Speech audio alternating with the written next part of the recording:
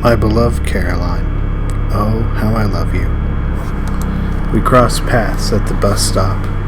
I greeted you with an innocent smile, but it seemed that you were ignoring my very existence. I felt disheartened and fragile after that moment. People say I'm a madman, but I feel that no one else should have you except me. That doesn't mean I'm mad, right?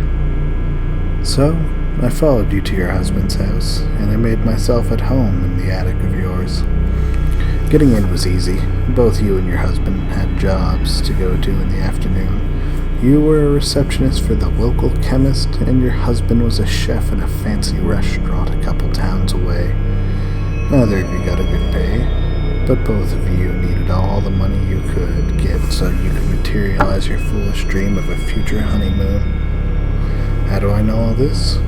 I've listened to all your feeble arguments and pointless conversations while I was keeping myself occupied by practicing ways I can propose to you, my darling.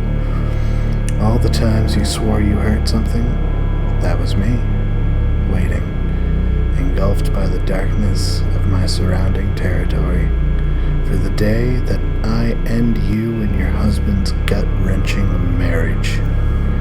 I checked my watch. It was 7 a.m. on Valentine's Day. A perfect time to display my undying love for you. I gathered my gifts I collected for you throughout my years of searching for the right person, and descended through the loft ladder and proceeded to make sure your husband doesn't interrupt me while I prove to you that my passion for you exceeds the imagination of anyone else in this world. There you were, out in the garden, watering the plants that you had been excessively taken care of. When you saw me heading towards you, you were first confused, but that confusion turned to fear as you noticed that I had blood splattered on me, and I had been clutching some gifts behind my back. You started to run, but I pulled out my silenced 40 cal SD-40 and shot you in the leg, so you wouldn't leave before I could give you your Valentine's gift. You were screaming while you were in pain, so I gagged you with duct tape I was clenching in my other hand and dragged you inside. Lucky you lived in a quiet town. You started kicking me, but resistance was futile, since I wasn't going to let you go until you loved me just as much as I loved you. When I got to the study, I threw you into the desk and shot your other leg. You were losing a good amount of blood, and I was afraid that you were going to die on me. So I ripped one of the curtains, I tore it up into strips, and I wrapped some of them tightly around the bloody bullet holes in both your legs.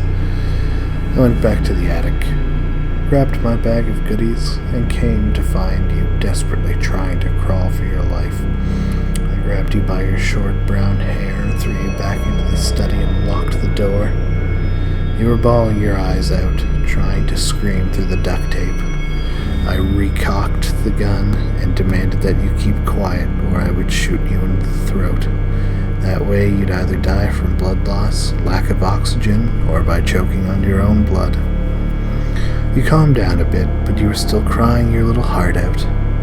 I told you I had a present for you, and that it was something you loved. I reached into my dusty, blood-stained bag and pulled out something that caused you to become pale in the face and forget about the gunshots in your leg for a brief moment. It was your husband's heart. The fucker had deserved this cruel fate, and I wanted you to see that I was determined to do absolutely anything for us to become a passionate and happy couple. After telling you that it was your husband's heart, you started begging for mercy and forgiveness. I couldn't hear you, but nevertheless, I was going to make sure you would never ignore me again. I grabbed you by the wrist and twisted your hand with just enough force to make you submissive. I reached into my bag and pulled out one of the engagement rings I had made myself. Though it was a bit small, with a bit of force, it turned out that the ring was a perfect fit, and it suited your personality perfectly. It almost brings a tear to my eye, but I knew that it brought tears to your eyes. Since you were flooding the floor with them, I felt privileged that my engagement rings could bring tears Now you're asleep. You look so peaceful when you're sleeping.